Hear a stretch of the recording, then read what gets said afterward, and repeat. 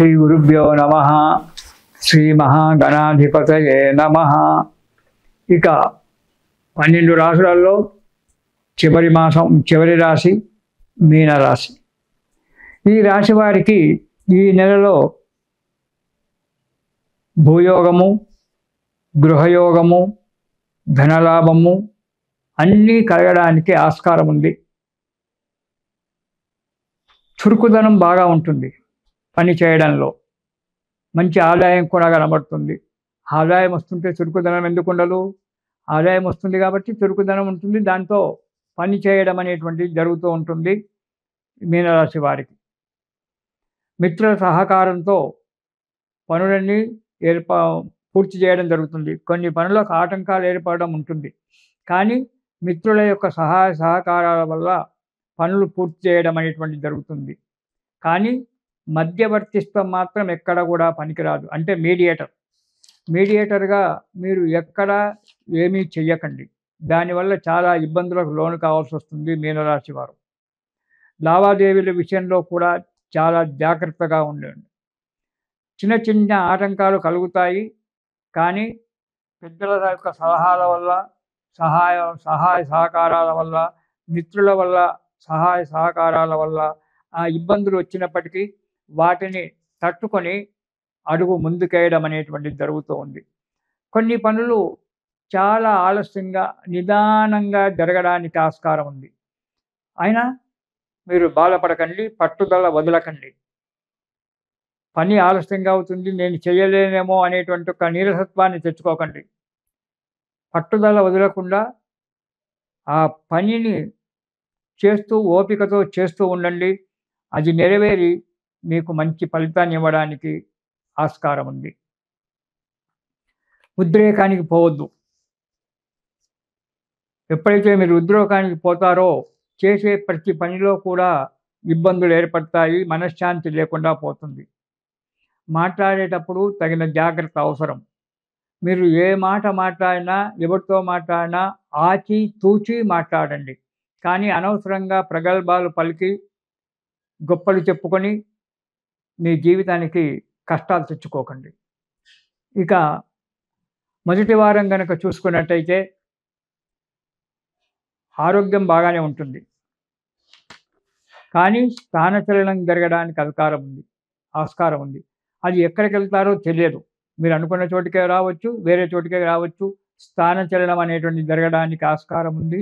దాని విషయంలో కొద్దిగా జాగ్రత్తగా ఆలోచించండి. బంధుజనులతో, మిత్రులతో కొద్దిగా చిన్న చిన్న కలహాలు ఏర్పడి కొద్ది రోజులు ముభావంగా ఉండడానికి కూడా ఆస్కారం ఉంది.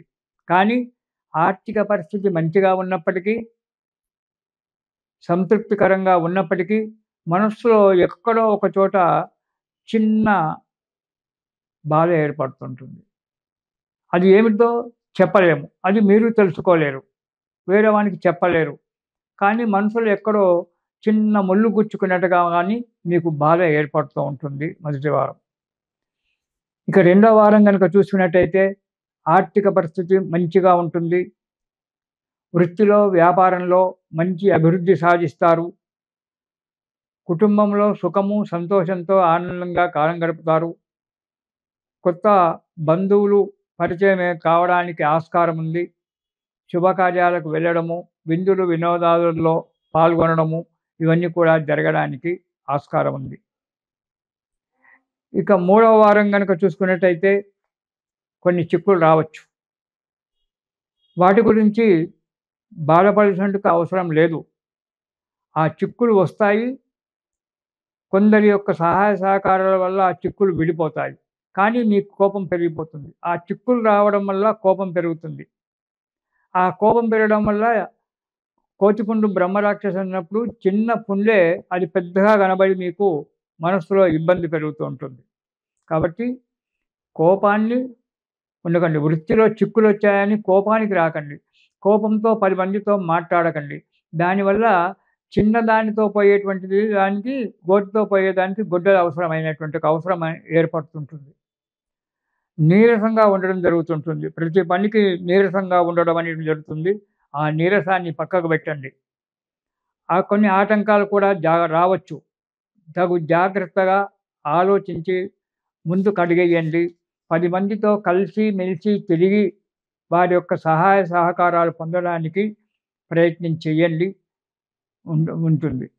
ఆ మూడవ వారంలో మీరు మంచిగా ప్రవర్తించడం వల్ల మీ స్నేహితుల యొక్క, బంధువుల యొక్క మన్ననలు పొంది 10 మందిలో కార్యక్రమాన్ని దిగ్విజయంగా నేర్పడి 10 మందికి ఒక ఆదర్శ వ్యక్తిగా నిలబడడానికి కూడా ఆస్కారం ఉంది.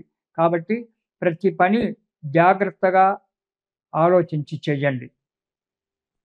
ఇక 4వ వారం భయంగా ఉంటుంది. కానీ పనులన్నీ సక్రమంగా చేస్తారు. మనసులో భయంగా ఉంటుంది. కానీ మనోధైర్యం ఉంటుంది. ఈ పని నేను చేయగలను. నా నుంచి అవుతుంది. కానీ మళ్ళీ వెంటనే నేను చేస్తానో, చెయ్యనో అనేటువంటి ఒక ఆలోచన. ఇట్లా చంచలంగా ఉంటుంది మనసు. కానీ చేపట్టినటువంటి ఒక పని మాత్రము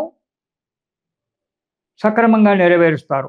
దానివల్ల మీకు మంచి పేరు రావడము, ఆదాయం కూడా సమకూరడము అనేటువంటిది జరుగుతూ ఉంటుంది. కానీ నేత్ర సంబంధమైన వ్యాధి రావడానికి ఆస్కారం ఉంది. ఒకసారి మీరు ఆ కంటి డాక్టర్లతో పరీక్ష చేయించుకోవడం మంచిది. ఆ చిన్నదైనా, పెద్దదైనా ఒకసారి వైద్యునికి చేయించుకోవడం వల్ల తప్పు లేదు. దానివల్ల ఉంది.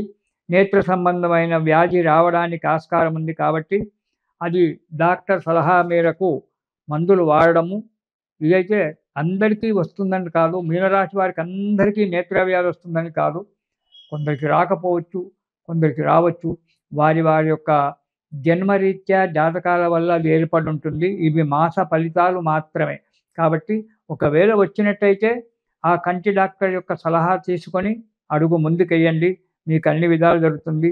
కోపతాపాలు తగ్గించండి. ముఖ్యంగా మీడియేటర్‌గా ఎక్కడ కూడా ప్రవర్తించకండి. దానివల్ల మీరు ఇబ్బందులకు పాలు కావాల్సి వస్తుంది. ఈ నెలలో మీరు కాలభైరవాష్టకము లేదా శివస్తోత్రం చదవండి. ఈ 2 కూడా ఒకవేళ మీకు వీలైతే కాలభైరవ స్తోత్రము, శివస్తోత్రము 2 కూడా పారాయణం చేయండి. మీకు అన్ని శుభాలే జరుగుతాయి. శివుడు మంగళ స్వరూపుడు కాబట్టి మీరు ప్రతిరోజు వీలు చూసుకొని శివ సహస్రనామం స్తోత్ర పారాయణం చేస్తే చాలా మంచిది. అంత చెయ్యలేమండి అంటే అష్టోత్తరనామ పారాయణం చేయడమైనా మంచిది. ఎందుకంటే శివుడు మంగళ స్వరూపుడు కాబట్టి మీనరాశిలోనే శని ఉన్నాడు కాబట్టి ఆ శని దోషాన్ని తగ్గించడానికి ఈ ఇద్దరే ముఖ్యులు, కాలభైరవుడు, శివుడు. ఈ ఇద్దరి యొక్క పారాయణం కాలభైరవాష్టకము లేదా ఇతరత్ర స్తోత్రాలు ఉన్నాయి, అది కానీ లేదా శివ సహస్రనామ స్తోత్రము, శివ అష్టోత్తరనామ స్తోత్రము, ఇతర శివ స్తోత్రాలు కనుక చదువుకున్నట్టయితే ఆ యొక్క శని బాధ తగ్గి మీరు ఆనందంగా, ఆరోగ్యంగా, సౌభాగ్యంగా ఉంటారు. తిరిగి మనం 2026 జనవరిలో మనం కలుసుకుందాము. అంతవరకు శుభం. స్వస్తి సర్వేషాం సమస్త సన్మంగళాని భవంతు. ఇది శుభం.